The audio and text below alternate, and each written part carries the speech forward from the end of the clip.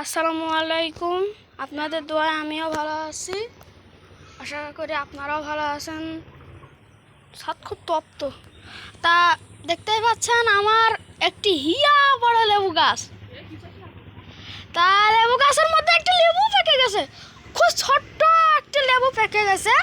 তা এখন দেখতে পাচ্ছেন আল্লাহর রহমতে কত লেবু ধরেছে, মাশাআল্লাহ, আমি তো খুবই খুশি।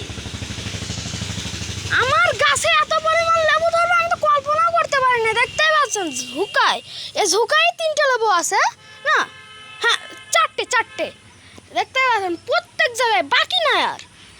তা লেবু গাছগুলো আপনারা দেখবেন, সাথে আমার বেদানা গাছটাও কেউ দেখবেন। এই বেদানা গাছ থেকে হয়েছিল আমি যখন বেদানা খাইছিলাম তখন এখানে কিছু বিচি ফেলি, যার কারণে এই বেদানা গাছটা হয়েছে।